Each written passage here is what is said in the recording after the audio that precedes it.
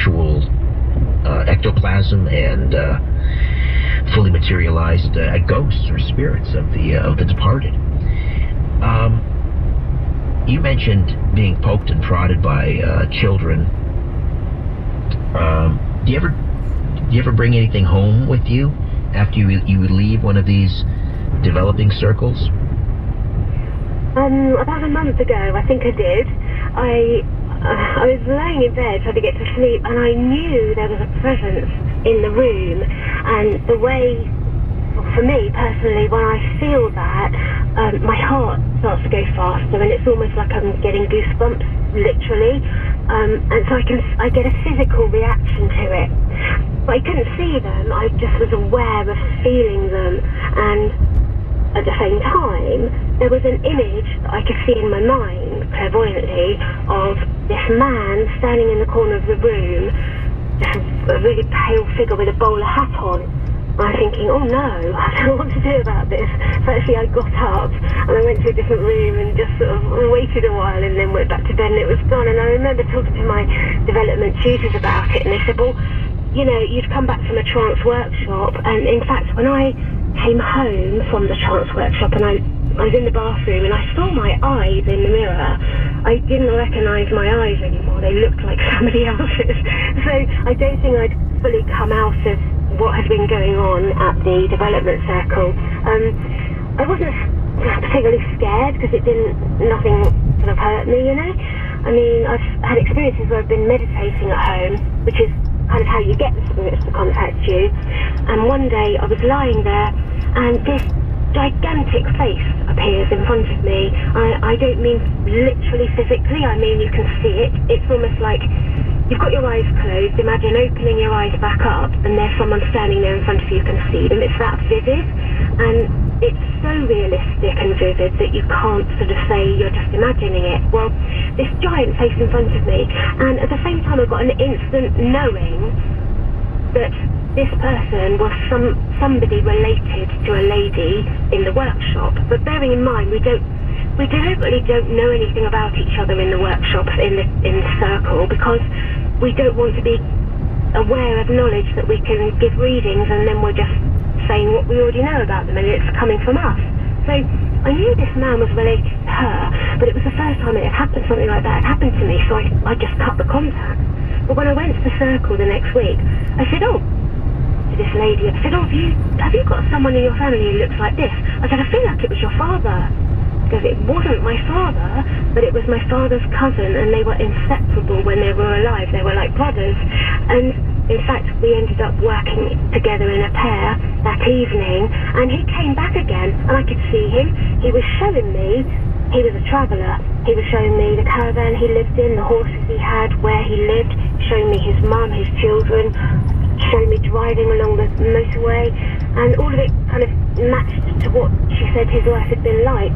No, I haven't had an attachment. We're really, really careful when we do our work in the workshop, and I think I'm a complete beginner in all of this, so I probably sound, you know, very naive compared to a lot of expert mediums, but it's really important to do it in a safe environment. I wouldn't recommend trying to experiment at home on your own without joining a circle, because we do it to make sure we only get friendly spirits, you know?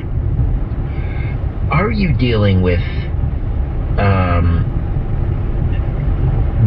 the spirits of actual people who have passed on, or are you open to the idea that you may in fact be dealing with something that's not human? In other words, a human spirit. You're dealing with, I don't know, some sort of a demonic entity. Well, I know that some people say that can happen, and yes, you could have bad spirits come through, but when a spirit comes through, so I'll give you an example.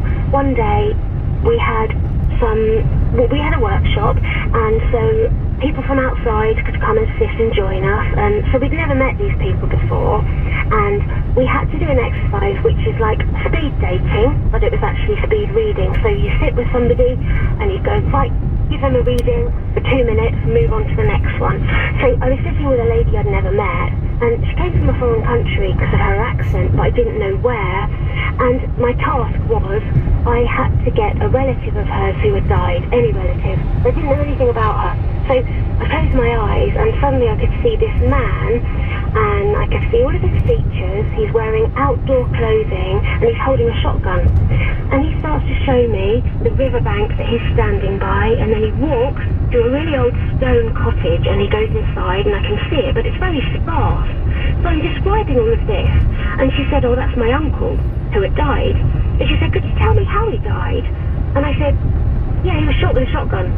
And it just came out of me, and she said, yeah, that's right, that's correct. So when you have examples of things that match up completely with what the dead relative died of, or what they looked like, or where they lived, I suppose you could say it could be some demonic spirit impersonating them, but that doesn't really kind of match up with, you know, a negative entity, because I've only experienced family of people coming through. We've never had something that's disruptive or means harm to anyone. Can anyone do this? I mean, you came into this as a skeptic, and now you seem to be you're developing abilities. Is it something that anyone can learn to do? Well, if I can, I would say probably anyone can. I'm very lucky to have found 2 really good tutors, but there's got to be lots of other tutors around. Yes, I would say if I can do it, then anyone can do it. I don't find it easy, and you know, I mean, quite often we're in absolute hysterics because I might be sitting with somebody doing pair work. I get a spirit to come through and they're just standing there and nothing's happening, and I'm just hopeless sometimes. So, or you get a message that's so inexplicable. For example, we were doing pair work again and it was a stranger. I'd never met the woman, and all I got was this giant flapping yellow fish in front of me. That's all I could see. I thought, oh, I can't say this is so embarrassing. What on earth could that have to do with anything? But because my tutor was listening, I thought I'm going to have to say something. So I tried to get the fish out of my mind, and it kind of vanished. And then I saw this red car with a blonde woman, 2 blonde children in the back, driving down a street. And they're driving to a house. And at the top of the house, I can see this big portal window. And I get the feeling that it's by the seaside because I can see seagulls. And I'm telling all of this to the woman, and she said, yes, it's my dead sister-in-law.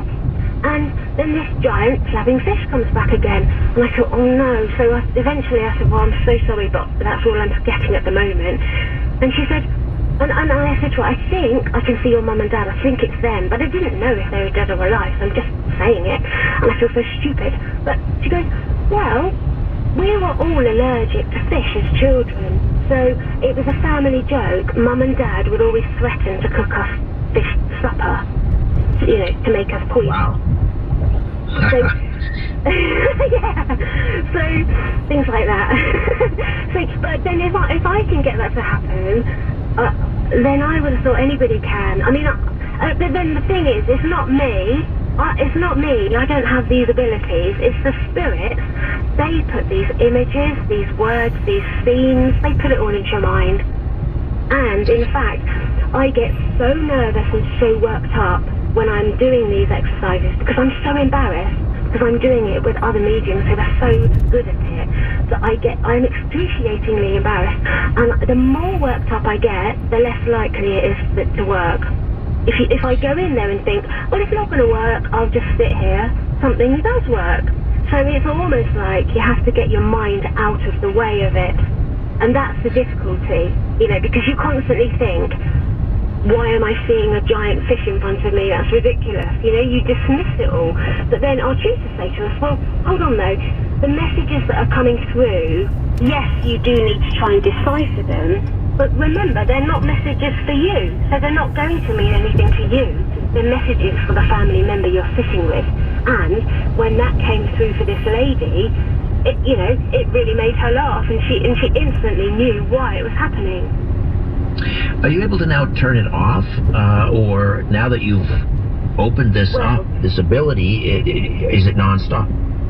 No, for me it's not, because I'm not a natural at it, you see, so I'm not completely open to it all the time. If you said to me now, oh, give me a reading, get my deceased relatives come through, I very much doubt I could, because I would be so nervous and worried and anxious about it. So I don't have that natural ability. It's something that it's had to take me some time to learn, and you have to go into sort of a meditative state in order to open up to it. Other people that I've met are wide open to it all the time. So I think it very much depends on each person. Because there are so few people that either have the ability or have developed their ability. I mean, what's happening on the other side? Are they like lined up around the corner? It's like at a phone booth waiting their turn so that they can find someone to communicate with? Well, it's funny because there's a kind of common phrase amongst the mediums that I've met, and they all say it's like a busload of spirits arrive at the same time. Because actually, when you get contact with one, you quite often find that another one comes and you've got another different person standing there. You don't know who they are or why they've come, and the messages can get really confusing because they're so keen to come and talk to you. So, yes, it's like a busload of spirits arriving, and it can get quite hectic because, yes, they want to come. And we were doing a workshop once, and my colleague, one of the people in the group, he started going into trance, and then he started talking in a voice that was not his, and crying and saying, I'm lost, I'm lost, I'm lost.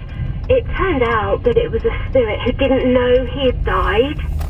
So my tutors were encouraging him to say, can you see the light? Because he was saying, it's dark, I can't see anything. And they were saying, look for the light.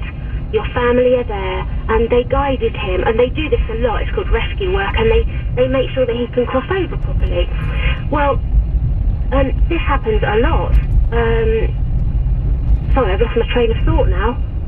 That's okay. I was going to ask you, because you got into this field because you were researching a book. Now that the book is finished, are you going to continue to pursue mediumship, or are you going to move on to something else?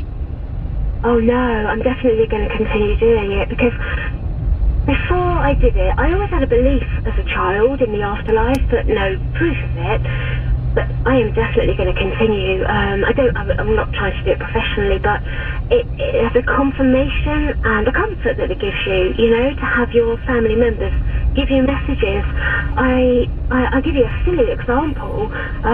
One day I had an interview that I wanted to go and interview someone, and it was quite a long drive, and it was going to be a couple of hours drive there and back, and I had to get to my development group as well. So when I left, I hadn't eaten breakfast.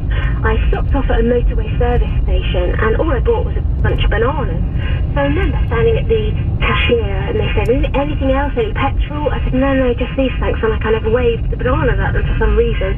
Well, all I ate that day were a series of bananas because I didn't have time to do anything else, and I just about got to the group in time in the evening. Well, we were sitting in pairs, and then the message that comes through is talking about me eating these bananas. It's telling me all the things I was doing that day as I was driving, and it's also talking about the medium sitting next to me. She said, I can't say this, I can't say this. I've said bananas, that's silly enough, and now all I'm seeing is screwdrivers. And she's saying, this is ridiculous, I'm obviously imagining it. But the thing is, screwdrivers are highly relevant to me because I've lost a lot of family members, and I've got all of their tools. So whenever I'm fixing something in the house, I never put the screwdrivers away, I always leave them out. So I've got screwdrivers everywhere all over the house because it reminds me of my uncles and my family members who they belonged to, and it gives me so much comfort. So she was talking about these screwdrivers. So when I get messages like that, or when I'm told a family joke that nobody could possibly know, it gives me so much confirmation and proof that we carry on. All right, we're going to carry on. After the break, as we roll into the top of the hour, we're going to open up the phone lines.